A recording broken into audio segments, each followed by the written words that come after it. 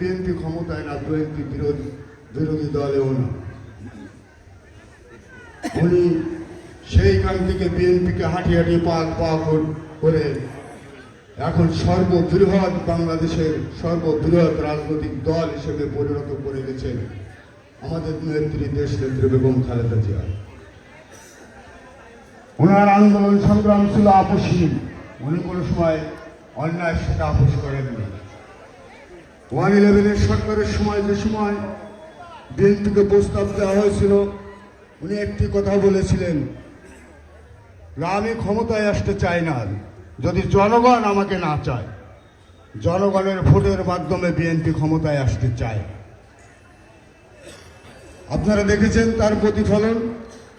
91 সালে যে সময় সারা বাংলাদেশের মানুষ চিন্তা করেছিল আওয়ামী লীগ ক্ষমতায় আসবে, এবং আওয়ামী লীগের নেতারা তখন মুজিবকর বানিয়ে মন্ত্রী পরিষদ শপথ নেওয়ার জন্য অনেকে প্রস্তুত ছিল।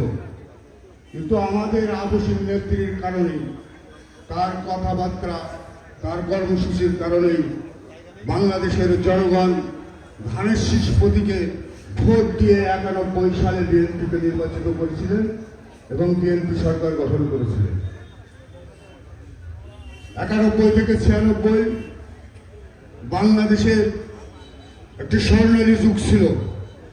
96 আবার আওয়ামী লীগ এসে বাংলাদেশকে আবার হুমকির অবস্থায় নিয়ে যায়। 2001 সালে আবার বিএনপি ক্ষমতায় আসে।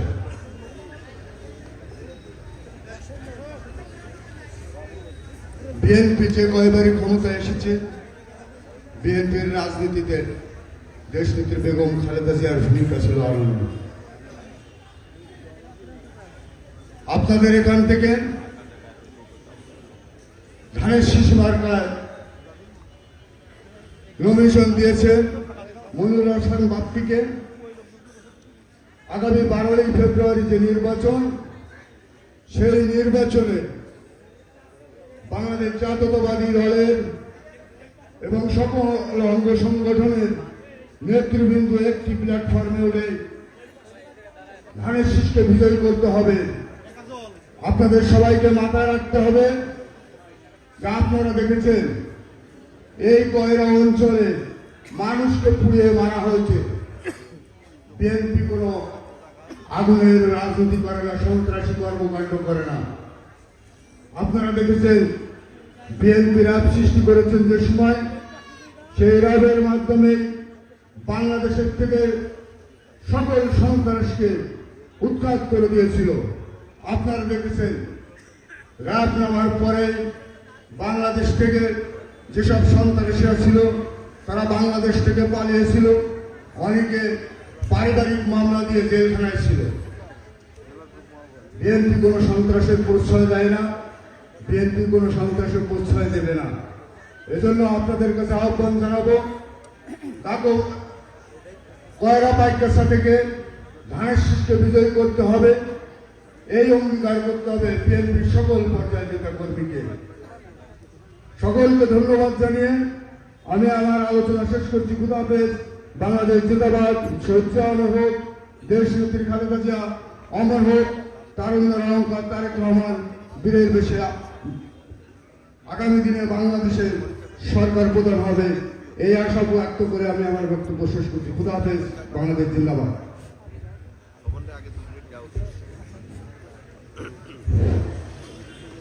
আমাদের মাঝে উপস্থিত আছে খুলনা জেলা যুব দলের অন্যতম যুগ্ম আহ্বায়ক ইঞ্জিনিয়ার জাহিদুর রহমান শোভন। এখানে অনেক সিনিয়র নেতৃবৃন্দ উপস্থিত আছেন। আমাদের সকল সাতটি ইউনিয়নের সিনিয়র বিএনপি নেতা উপস্থিত আছেন, বিভিন্ন অঙ্গ সংগঠনের প্রধান উপস্থিত আছেন। কিন্তু আসলে সময় স্বল্পতার কারণে আমরা সবাইকে বক্তব্য দেওয়ার সুযোগ দিতে পারছি না এবং পরিচয় করেও দিতে পারছি না, সেজন্য আমরা আন্তরিকভাবে দুঃখিত। এখন আপনাদের সামনে আমি স্টেজে আসার জন্য আহ্বান করছি মহেশপুর ইউনিয়ন বিএনপির সাবেক সহসভাপতি হাবিবুর রহমান গাজী, আমাদের ইউনিয়ন বিএনপির সাবেক সাধারণ সম্পাদক প্রফেসর আবুল কালাম আজাদকে স্টেজে আসার জন্য আহ্বান করছি। এখন আপনাদের সামনে গুরুত্বপূর্ণ বক্তব্য রাখবেন কয়রা পাইকাসার ধানের শীষের প্রার্থী জিয়া পরিবারের বিশ্বস্ত সৈনিক, খুলনা জেলা বিএনপির ভারপ্রাপ্ত সদস্য সচিব জননেতা জনাব মনিরুল হাসান বাপ্পি। বক্তব্য রাখছেন জনাব মনিরুল হাসান বাপ্পি।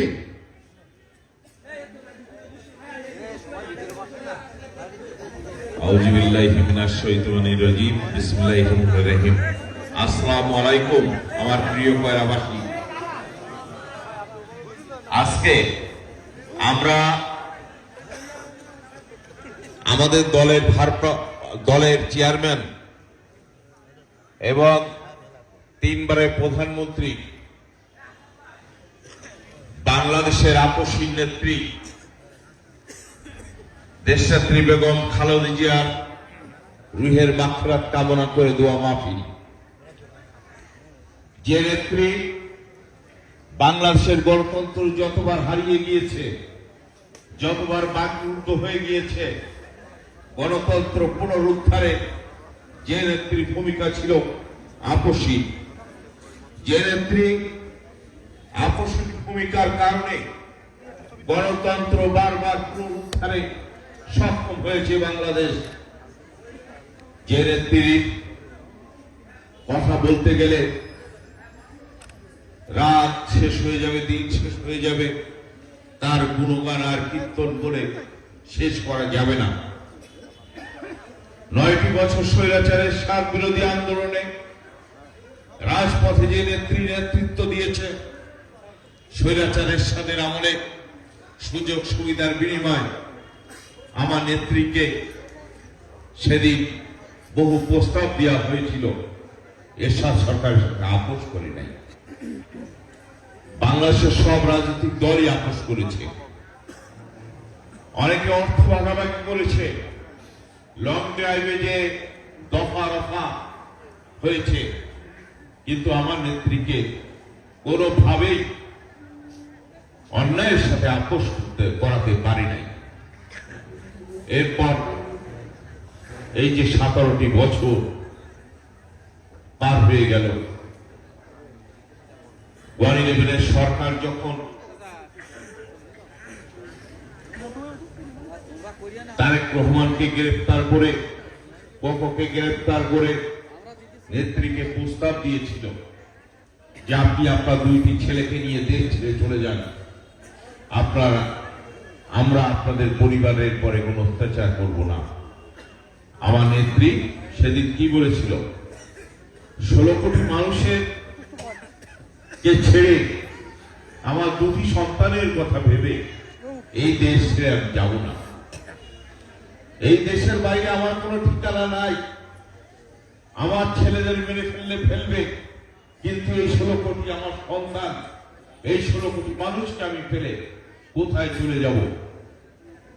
আমার নেত্রী সেদিন আপনাদের কথা ভেবে, সাধারণ মানুষের কথা ভেবে এই দেশ ছাড়ি নাই।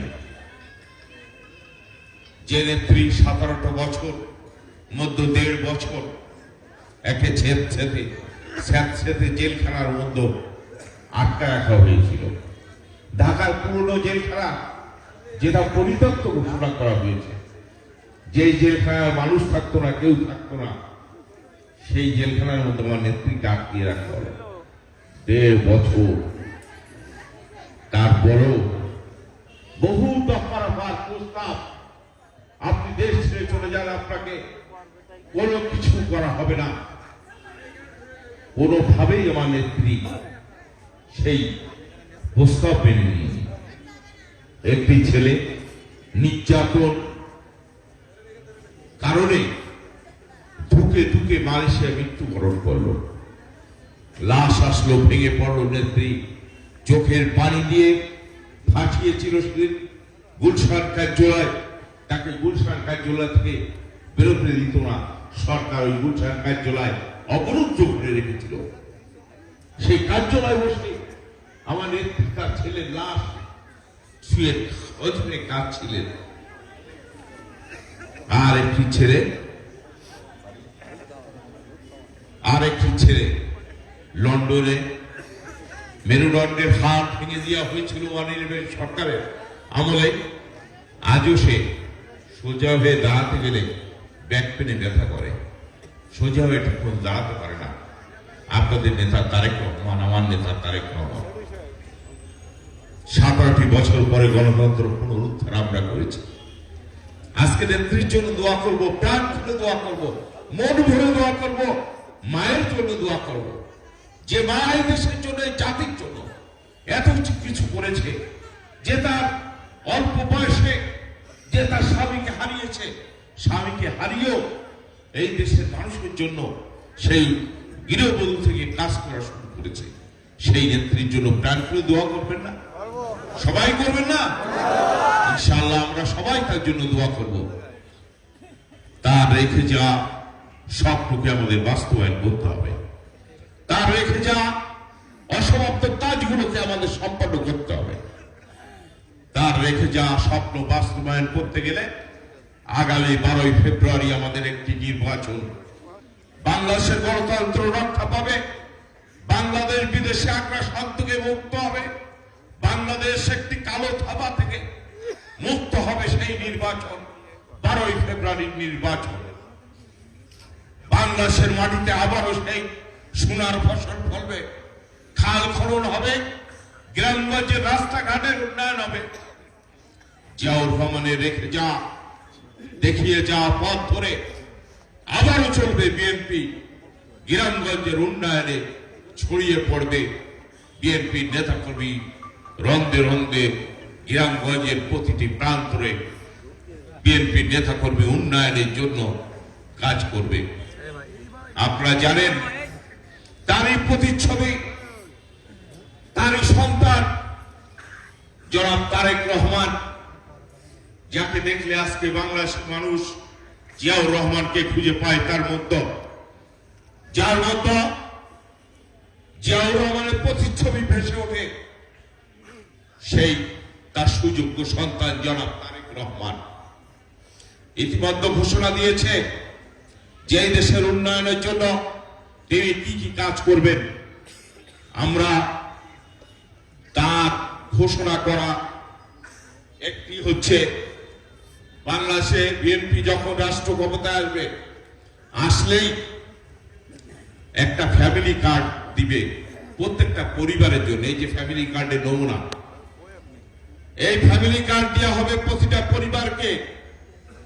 পরিবার, একটি পরিবার এই ফ্যামিলি কার্ডের পাবে কারা জানেন?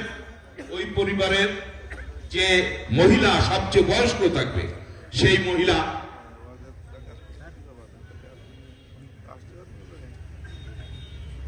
যে মহিলা বয়স্ক থাকবে, সেই মহিলার নামে এই ফ্যামিলি কার্ড হবে। এই ফ্যামিলি কার্ডে সে প্রতি মাসে কি পাবে? 2000 থেকে 2500 টাকা, অথবা সম পরিমাণে চাউল, তেল, লবণ, ডাল, এই কয়টা আইটেম, অথবা 2500 টাকা।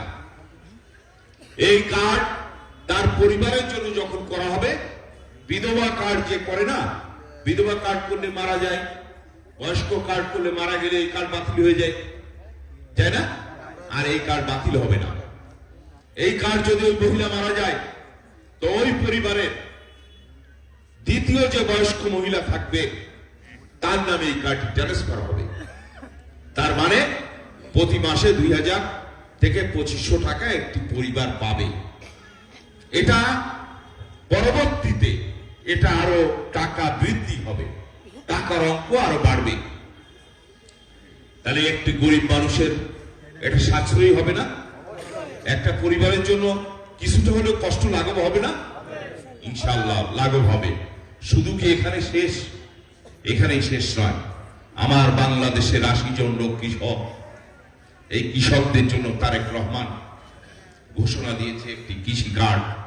এই যে এই পাশে রয়েছে কৃষি কার্ড, একটি কৃষি কার্ড। এই কৃষি কার্ডে কৃষকদের দেওয়া হবে। এই কৃষি কার্ডের মধ্যে থাকবে, আপনি 2 বিঘা জমি আছে আর 3 বিঘা জমি বর্গা চাষি, তাও এর মধ্যে থাকবে যে আপনি কয় বিঘা জমি করেন, কি কি সবজি করেন, কি কি ধান করেন, কি কি করেন, সব কিছু থাকবে। কার্ডটা ঢুকালেই দেখা যাবে যে আপনার কৃষকের বায়োডাটা কি, সে কি কি চাষ করে, এখান থেকে ভর্তুকি পাবে। সার কিনতে পারবে, ওষুধ কিনতে পারবে, সেচের তেল কিনতে পারবে, কীটনাশক কিনতে পারবে। এখানেই শেষ নয়। আমার কৃষকরা অনেক সময় লোনের জন্য ব্যাংকের দ্বারে দ্বারে ঘোরে না, ব্যাংকে ব্যাংকে যায় না, লোন লাগবে, কৃষি লোন। অনেক হয়রানি হতে হয় না? হয়রানি নাই। ব্যাংকে যে ম্যানেজারকে কার্ডটি দিবেন, বলবেন আমার কৃষি লোন দরকার, ফাইল নিয়ে বগলে দৌড়াতে হবে না। ব্যাংকের ম্যানেজার আপনাকে লোন দিতে বাধ্য। এমনই একটা আইন পাশ করবে যে ব্যাংকের ম্যানেজার আপনাকে লোন দিয়ে দিবে। তাহলে কৃষকদের জন্য, মহিলাদের জন্য এই ব্যবস্থা, শ্রমিকদের জন্য শ্রমিক কার্ড। একটা শ্রমিক কাজ করতে যে হাত ভেঙে গেলে, পা ভেঙে গেলে তাকে একটা ভর্তুকি দেওয়া হবে গভর্নমেন্ট থেকে। আর যদি কাজ করতে যে শ্রমিকের কাজ করতে যে কেউ মৃত্যুবরণ করে, গভর্নমেন্ট তার পরিবারকে এককালীন একটা থোক বরাদ্দ দেবে, যেটা দিয়ে সেই পরিবার স্বাচ্ছন্দ্যে চলতে পারে, স্বাবলম্বী হতে পারে। এটি হচ্ছে তারেক রহমানের পরিকল্পনা। আপনারা তারেক রহমান গত কিছুদিন আগে আমাদের দেখেছিল, উনি যখন বিদেশিতে আসেন নাই, উনি ডেকেছিল গুলশান অফিসে। বিদেশিতে আসার মনে হয় 3 দিন আগে না 4 দিন আগে গুলশান অফিসে জুম মিটিং এ কথা বলছিলাম প্রার্থীরা। এমন সময় তারেক রহমানের এপিএস সাত্তার পাটোয়ারি সামনে এসে একটি কাগজ ধরিয়ে দিলেন আমার হাতে। আমি ভাবলাম কাগজটি কি আছে পরে দেখব। চেয়ারম্যান সামনে জুমে টিভির স্ক্রিনে বসে আছে, কথা বলছে, তা এখন বিয়াদবি হবে, থাক দেখি পরে দেখব। তারপরে কেন জানি একটু কৌতূহল হলে উনি কথা বলছে, এর মধ্যে আমার মনে হলো দেখি না কাগজটা কি আছে লিখা। আমি কাগজটা একটু চুপি সারে বেরোয় আমি দেখলাম খুলনা 6। এই খুলনা 6 আসনের 2টি উপজেলার সমস্যাগুলো লিপিবদ্ধ করা, এক একটি করে। টেকসই ভেড়িবাঁধ, রাস্তাঘাট, সুপীয় পানি, হাসপাতাল, কলেজ, মাদ্রাসা, মসজিদ, মন্দির, সকল সমস্যা, যে সমস্যাগুলো আপনাদের এই অঞ্চলের মানুষ ভোগ করে, মানে মানুষ কষ্ট পায়, সেই সমস্যাগুলো একের পরে এক লিপিবদ্ধ করা। 14টা পয়েন্টের মধ্যে 2 উপজেলাকে সমস্যা জড়জড়িত সব কথা ওর ভিতর লেখা আছে। আশ্চর্য হয়ে বারবার চেয়ারম্যানের দিকে তাকাচ্ছিলাম, তারেক রহমানের দিকে আর ওই কাগজটির দিকে। সেটা কিভাবে সম্ভব? খুলনা থেকে 110 কিলোমিটার দূরের কয়রা উপজেলা, উনি আছে 8000 কিলোমিটার দূরে লন্ডনে। সেখানে বসে আমার উপজেলার মানুষের সমস্যার কথা উনি আমাকে লিখে জানিয়েছে যে বাপ্পি, এইগুলো তুমি প্রতিশ্রুতি দাও, এই কাজগুলো তুমি এমপি হলে আমি ওই এলাকায় করে দিব। উনি 8000 কিলোমিটার দূর থেকে আমাকে ওই কাগজটি ধরিয়ে দিয়ে এই কথা বলেছে যে তুমি প্রতিশ্রুতি দাও তোমার কয়রাবাসীকে, তোমার পাইকগাছাবাসীকে, তুমি এমপি হলে এই কাজগুলো আমি করে দিব। আশ্চর্যজনক, খুব অবাক হয়েছিলাম। দূরদর্শী এই নেতা বর্ণনা করে শেষ করা যাবে না। তারেক রহমান জিয়াউর রহমানের প্রতিচ্ছবি। তারেক রহমান বাংলার সারা জিয়াউর রহমান।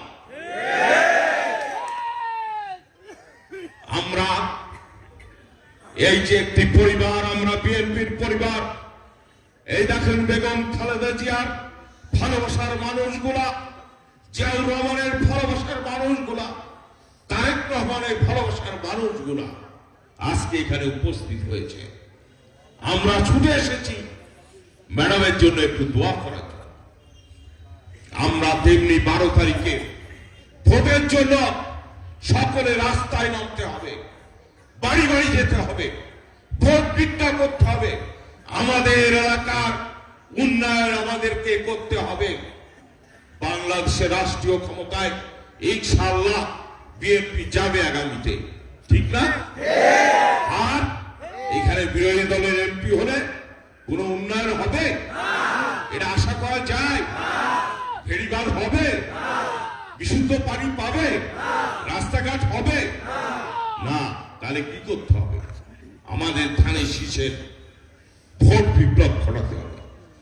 আমরা ভোট দিয়েছি, জামাত এমপি হয়েছে, জামাতকে এমপি বানিয়েছি, এলাকায় উন্নয়নের ছোঁয়া লেগেছে। আর আমাদের ভোট নিয়ে তোমরা এমপি হয়ে বলো এটা জামাতের এলাকা, জামাতের অঞ্চল, জামাত অধ্যুষিত এলাকা। আরে আমার হাজার হাজার নেতা কর্মী, প্রত্যেক ঘরে বিএনপি নেতা কর্মী, এরা যদি রাজপথে বেরিয়ে আসে, একটি বিপ্লব কয়রায় উপজেলায় 1 ঘন্টার মধ্যে সম্ভব। কয়রার প্রতিটি ঘরে বিএনপি 2-1 জন কর্মী আছে, প্রতিটি ঘরে। আর কয়রার কর্মীরা অত্যন্ত সাহসী, মেধাবী এবং কোন অন্যায়ের সাথে আপোষ তারা করবে না, ঠিক না? কালকে থেকে আপনারা কি ধানের শীষের পক্ষে নামবেন কাজ করতে? সবাই হাত তুলে বলেন, সবাই। ইনশাআল্লাহ আমরা কালকে থেকে মনে করবেন 27 বছর রাজপথে যুদ্ধ করেছি, গুলি খেয়েছি, মার খেয়েছি, ঘরে যোগ করতে পারে না, জেলখানায় মাসের পরে মাস থেকেছি। আর মাত্র 1 মাস 5 দিন রাজপথে থেকে ভোট চেয়ে ভোট ভিক্ষা করে পারবো না 1 মাস 5 দিন কষ্ট করতে? অবশ্যই পারবো। তাহলে সকলকে মনে করতে হবে আমি বাপ্পি আপনাদের ব্যক্তিগত ধানের শীষের কেউ না, আপনারা প্রত্যেকেই বাপ্পি। আমাকে নমিশন দিয়েছে আমার দল, আমাকে নমিশন দিয়েছে তারেক রহমান, আপনারা তারই সৈনিক, তারকেই ভালোবাসার মানুষ। সঙ্গত কারণে আপনাদেরকেই নামতে হবে রাজপথে, আপনাদেরকেই ভোট ভিক্ষা করতে হবে। আমি বক্তব্য দীর্ঘায়িত করবো না। এখানে উপস্থিত হয়েছেন আমার সম্মানিত সভাপতি আহ্বায়ক, আমার জেলা বিএনপির এই নোনাপানি সোনার ছেলে, আপনাদের ঘরের ছেলে। এখানে উপস্থিত হয়েছে আমার স্বেচ্ছাসেবক দলের সংগ্রামী সভাপতি, সাবেক সভাপতি, জেলা বিএনপির যুগ্ম আহ্বায়ক তৈবুর রহমান শোভন, খুলনা থেকে এসেছে। আমার এই এলাকার বেটু চেয়ারম্যান রশিদ ভাই, সাইদ বিশ্বাস, হাসান, নুরুল আমিন বাবু সহ বহু নেতা রয়েছে। আমি আসলে সবার নাম বলছি না। আমি আপনাদের কাছে শুধু কালকে থেকে আপনারা রাস্তায় নামবেন, বাড়ি বাড়ি যাবেন, ভোট যাবেন, এই আশাবাদ ব্যক্ত করে আপনাদের সুস্বাস্থ্য দীর্ঘায়ু কামনা করে শেষ করছি। আল্লাহ হাফেজ, আবার দেখা হবে ইনশাআল্লাহ। ধন্যবাদ। আমি মঞ্চে আসার জন্য আহ্বান করছি খুলনা জেলা ছাত্রদলের ভারপ্রাপ্ত সভাপতি জনাব মাসুদ বিল্লাহকে। এ পর্যায়ের সামনে গুরুত্বপূর্ণ বক্তব্য রাখবেন খুলনা জেলা বিএনপির বিপ্লবী আহ্বায়ক, সাবেক ছাত্রনেতা, সাবেক যুবনেতা, কয়রা প্র্যাকটিসের কৃতি সন্তান জননেতা জনাব মনিরুজ্জামান মন্টু। জনাব মনিরুজ্জামান মন্টু। ভাইয়ের আগমন, বিসমিল্লাহির রহমানির রহিম। বাংলাদেশ জাতীয়তাবাদী দল কয়রা উপজেলা শাখা কর্তৃক আয়োজিত বাংলাদেশের মানুষের কাছে সবচেয়ে প্রিয় রাজনৈতিক ব্যক্তিত্ব মরহুমা দেশনেত্রী বেগম খালেদা জিয়ার রুহের মাগফিরাত কামনার দোয়া পূর্বে সংক্ষিপ্ত আলোচনা সভার সম্মানিত সভাপতি, সাবেক ছাত্রনেতা বিএনপি নেতা নুরুল আমিন বাবুল, মঞ্চে উপবিষ্ট বিএনপি মনোনীত ধানের শীষ প্রতীকের ত্রয়োদশ জাতীয় সংসদ নির্বাচনে খুলনা 6 আসন থেকে তিনি প্রতিদ্বন্দ্বিতা করছেন আমাদের প্রার্থী, ধানের শীষের প্রার্থী, খুলনা জেলা বিএনপির সদস্য সচিব মনির হাসান বাপ্পি, মঞ্চে উপবিষ্ট দল করাকালীন সময় এই অঞ্চলে বারবার যিনি আমার সফর সঙ্গী ছিলেন, সাবেক ছাত্রনেতা, স্বেচ্ছাসেবক দল নেতা, খুলনা জেলা বিএনপির অন্যতম যুগ্ম আহ্বায়ক শেখ তৈবুর রহমান, বিএনপি নেতৃবৃন্দ, ছোট ভাই ইঞ্জিনিয়ার শোভন যুব নেতা, সামনে উপস্থিত বিএনপির নেতাকর্মী এবং সংগ্রামী কয়রাবাসী, আসসালামু আলাইকুম। আমাকে অনেকেই চেনেন। আজকে নিজের মাতৃভূমিতে দাঁড়িয়ে এমন একজন নেত্রীর কথা বলছি যার জীবন, রাজনৈতিক জীবনের ইতিহাসের সঙ্গে অনেক বিখ্যাত রাজনৈতিক নেতার কিছুটা হলে মিল হতে পারে। তবে অনন্য একটি উদাহরণ হচ্ছে একজন নেত্রী গৃহবধূ থেকে রাজপথে আসলেন, বাংলার মানুষের মন জয় করলেন, স্বৈরাচারের পতন ঘটালেন, নির্বাচনের মাধ্যমে প্রধানমন্ত্রী হলেন, তারপর বাংলার মানুষের যে কাঙ্ক্ষিত উন্নয়ন, টেকসই অর্থনীতি এবং বিদেশে আমাদের বন্ধু থাকবে, প্রভু থাকবে না, দেশের স্বাধীনতা সর্বত্রকে ঝুঁকিমুক্ত করা, অবাধ গণতন্ত্র এবং উদার ও মধ্যমপন্থী গণতন্ত্রের যে প্রাতিষ্ঠানিক রূপ যে নেত্রী দিয়েছেন তিনি দেশনেত্রী বেগম খালেদা জিয়া। আর তার অনন্য দৃষ্টান্ত হচ্ছে গৃহবধূ থেকে বাংলাদেশের স্টেটসম্যান চেয়ারে বসা, একটি রাষ্ট্রের স্টেটসম্যান চেয়ারে বসা, জনগণের ভালোবাসা নিয়ে এই ইতিহাস বিশ্বে বিরল। 1982 সালে 24 মার্চ যখন নির্বাচিত সরকার প্রধান ছিল বিচারপতি আব্দুল সত্তার, দেশি বিদেশি ষড়যন্ত্রকারীদের সহযোগিতায় স্বৈরাচার হুসাইন মোহাম্মদ এরশাদ ক্ষমতা কেড়ে নিল নির্বাচিত সরকারের হাত থেকে। এরপর শুরু হল স্বৈরাচার বিরোধী আন্দোলন। রাজপথে আমার নেত্রী দেশনেত্রী বেগম খালেদা জিয়া স্বৈরাচারের অধীনে করে নির্বাচনে যাব না, স্বৈরাচারের পতন ঘটিয়ে একটি নিরপেক্ষ নির্বাচনের মাধ্যমে বাংলার মসনদে গণতান্ত্রিক এবং নির্বাচিত সরকার প্রতিষ্ঠা করব, এই ওয়াদা জাতির সামনে করে তিনি যাত্রা শুরু করেছিলেন। একই ধরনের ওয়াদা তখন শেখ হাসিনাও করেছিল। আপনাদের মনে আছে 1986 সালের কথা, যখন জাতীয় সংসদ নির্বাচন, তখন শেখ হাসিনা বলেছিল এই নির্বাচনে যারা অংশগ্রহণ করবে তারা জাতীয় বেঈমান। 24 ঘন্টার মধ্যে ওই নির্বাচনে নিজেদের দলকে অংশগ্রহণ করিয়ে নিজের কথায় নিজে জাতীয় বেঈমান সেজেছিলেন। তিনি তো দেশ ছাড়া হয়েছেন, কিন্তু হুসাইন মোহাম্মদের সাথে দোসর এখনো আরেকটি দল বাংলাদেশে বিদ্যমান। সেটা কারা? জামাত ইসলাম। 1986 সালে আওয়ামী লীগ আর জামাত ইসলাম যদি এরশাদের পতনের নির্বাচনে অংশগ্রহণ না করত, এরশাদের পতন হয়তো ওই সালাই হতে পারত। পরবর্তী 4 বছর এরশাদ যে দেশকে ক্ষতিগ্রস্ত করেছে, এই ক্ষতি হতো না। এরপর 91 সালে ক্ষমতা আসলো আমাদের প্রিয় নেত্রী। বাংলাদেশের সকল জ্ঞানী গুণীদের পরামর্শ নিয়ে দেশ পরিচালনা শুরু করলেন। বিশেষ করে নারী সমাজের উন্নয়নের জন্য তিনি কাজ করলেন। মেয়েদের এই যে অবৈতনিক শিক্ষা ব্যবস্থা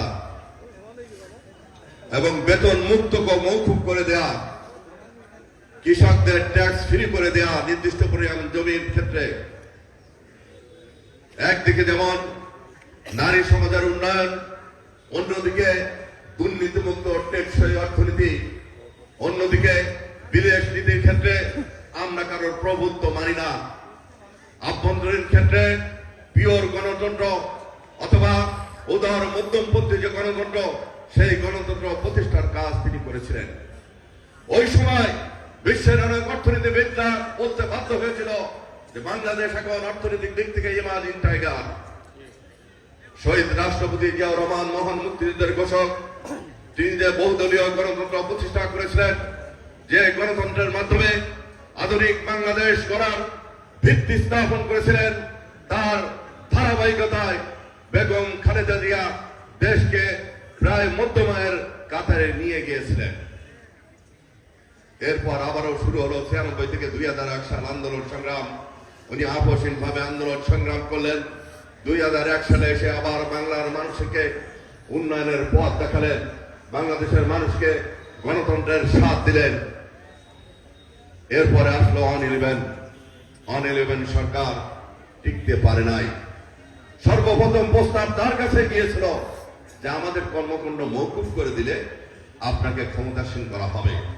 স্পষ্টভাবে বাংলায় বলেছিলেন, তোমরা যে কাজগুলো করেছো এগুলো অন্যায়, বাংলার মানুষের উপর তোমরা নির্বিচার অত্যাচার করেছো, আমার দলকে নিঃশেষ করার তোমরা পরিকল্পনা করেছিলাম, তোমরা পার্শ্ববর্তী রাষ্ট্রের দাবেদার হিসাবে কাজ করেছো, অতএব তোমাদের সাথে আমার কোনো আপোষ হতে পারে না। আমি বাংলার মানুষের ভোটের মাধ্যমে একমাত্র ক্ষমতায় যেতে চাই, অন্য কারো সহযোগিতা নয়। এই হচ্ছে আপসহীন নেতৃত্ব দেশনেত্রী বেগম খালেদা জিয়া। তার সন্তানদেরকে হত্যা করার হুমকি দেওয়া হয়েছিল, ভিডিওতে দেখানো হয়েছিল অত্যাচারের কথা। তারপরেও কিন্তু তিনি তার নীতির থেকে এক চুলও সরে নাই। এমনকি শেখ হাসিনার আমাদের গ্রেপ্তার করার পরেও আমরা যেটা জানতে পেরেছি, শেখ হাসিনা নিজেই দেখা করেছিল। তারপরেও আমার নেত্রী বারবার বলেছেন, আপনি আমার সামনে থেকে চলে যান, আপনার সাথে আমার কোনো আপোষ হতে পারে না। বাংলার মাটিতে যখন কোনো স্বৈরাচারের আবির্ভাব ঘটেছে, আপসহীনভাবে একমাত্র আন্দোলন সংগ্রামের নেতৃত্ব দানকারী নেত্রীর নামই হচ্ছে দেশনেত্রী বেগম খালেদা জিয়া। দেশপ্রেমিকতায় উদ্বুদ্ধ হয়ে নিজের জীবনকে বাজি রেখে বাংলার মানুষকে ছেড়ে তিনি কখনো বিজয়ের যাওয়ার পরিকল্পনা করে নাই। এমন একটি নেত্রীর কথা আমরা আজকে আমরা বলতে আসছি, তার রুহের মাগফিরাত কামনা করতে আসছি। এরপরে যে কথাটি আমি বলতে চাই আপনাদের সন্তান হিসাবে, এমাটির সন্তান হিসাবে, আমার প্রিয় নেত্রীর যে পরিকল্পনা ছিল, যে আশা ছিল, যে স্বপ্ন বাংলার মাটিতে তিনি দেখেছিলেন, সেই স্বপ্নকে পূরণ করতে চান। যদি চান তাহলে আগামী ত্রয়োদশ জাতীয় সংসদ নির্বাচন 12ই ফেব্রুয়ারি, এই 12ই ফেব্রুয়ারি নির্বাচনে ধানের শীষ প্রতীককে যদি বিজয়ী করতে পারেন, ইনশাআল্লাহ দেশনেত্রী বেগম খালেদা জিয়ার স্বপ্ন বাস্তবায়ন হবে। তারই উত্তরসূরি, তারই জ্যেষ্ঠ পুত্র, বর্তমান রাজনৈতিক অঙ্গনের সবচেয়ে জনপ্রিয় রাজনৈতিক ব্যক্তিত্ব বিএনপির চেয়ারম্যান জনাব তারেক রহমানের মাধ্যমে আসুন আগামী 12ই ফেব্রুয়ারি আপনার উৎসব মুখর পরিবেশে ধানের শীষ প্রতীককে বিজয়ী করি। আল্লাহ হাফেজ। বাংলাদেশ জিন্দাবাদ।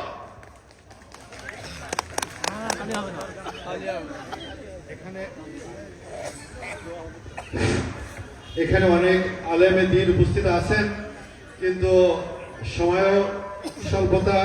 উপস্থিত আছেন মাওলানা বিশ্ব ইসলামী চিন্তাবিদ মাওলানা জাকারিয়া হোসেন পেশ ইমাম দেউলিয়া বাজার। উপস্থিত আছেন হাফেজ মাওলানা আবুল কাশেম সাহেব উত্তর বেতকাশী হাবিবিয়া মাদ্রাসার দায়িত্বে আছেন। এখানে উপস্থিত আছেন আল-রাজ জামে মসজিদের পেশ ইমাম মাওলানা আইব হোসেন। উপস্থিত আছেন কয়রা পাঞ্জাগানা মসজিদের পেশ ইমাম আব্দুল কাদের। উপস্থিত আছেন মহারাজপুর হযরত মুহাম্মদ সাল্লাল্লাহু আলাইহি সাল্লাম মাদ্রাসার দায়িত্বে আছেন মাওলানা বাইজিদ হোসেন। এখন আমরা দোয়া অনুষ্ঠান শুরু করব। আমাদের যৌথভাবে এই আলেমগণ আজকের এই দোয়া মাহফিল পরিচালনা করবেন। আপনারা জানেন বাংলাদেশের প্রখ্যাত আলেমগণ আমাদের দেশ নেত্রী বেগম খালেদা জিয়ার খাটিয়া বহন করেছিলেন। এখন আপনাদের সামনে মিলাদ মাহফিল পরিচালনা করার জন্য আমি অনুরোধ জানাচ্ছি বিশিষ্ট ইসলামী চিন্তাবিদ দেউলিয়া বাজার জামে মসজিদের পেশ ইমাম হযরত মাওলানা জাকিরিয়া হোসেন সাহেবকে। السلام عليكم ورحمة الله. أعوذ بالله من الشيطان الرجيم. بسم الله الرحمن الرحيم. الحمد لله رب العالمين الرحمن الرحيم مالك يوم الدين. إياك نعبد وإياك نستعين. اهدنا الصراط المستقيم صراط الذين أنعمت عليهم غير المغضوب عليهم ولا الضالين.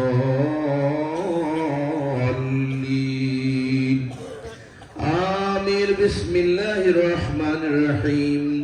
إن الله وملائكته يصلون على النبي يا أيها الذين آمنوا صلوا عليه وسلموا تسليما. اللهم سيدنا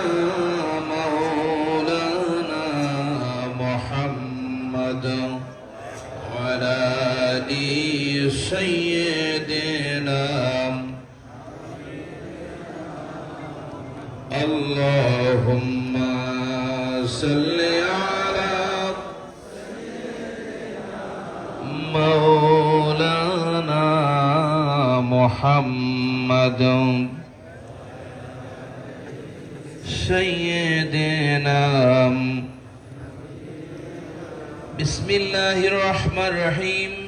هو الذي أرسل رسوله بالهدى ودين الحق ليظهره على الدين كله وكفى بالله شهيدا.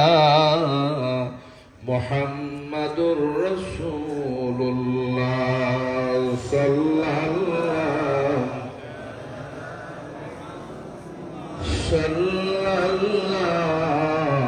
عليه صلى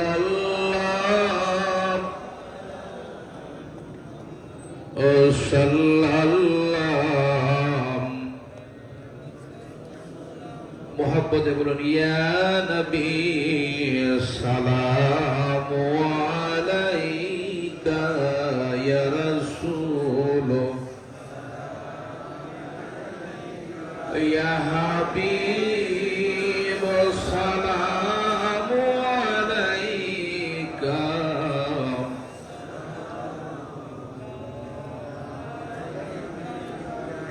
يا رسول الله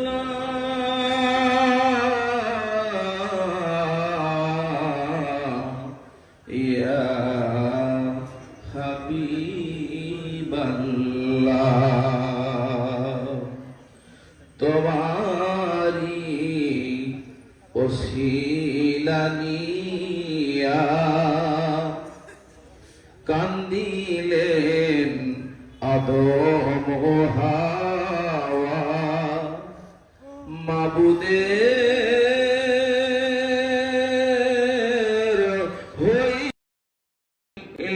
দয়া কবুল করিলেন দোয়া। ইয়া নবী সালাম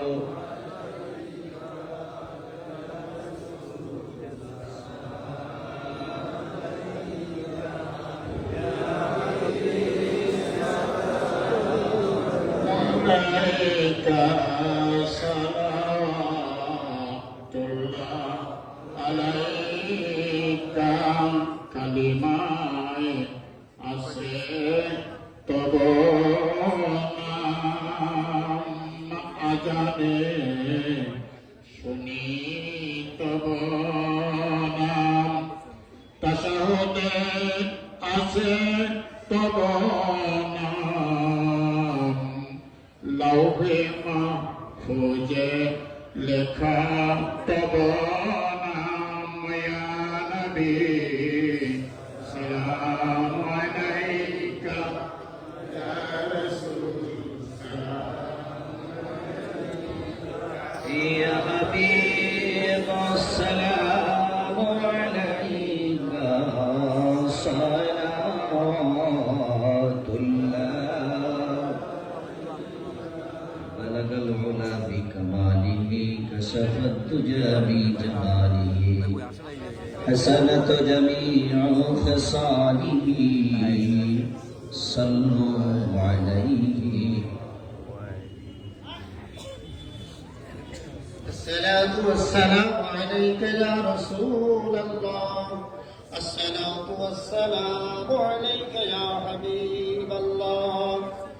الصلاة والسلام عليك يا شافع المذنبين.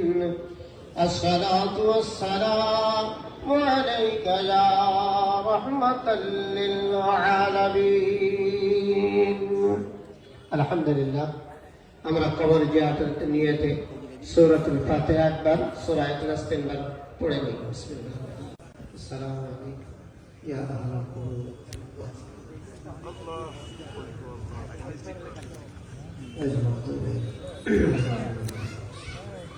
قل هو الله احد الله الصمد لم يلد قل هو الله احد الله الصمد لم يلد قل هو الله احد الله الصمد.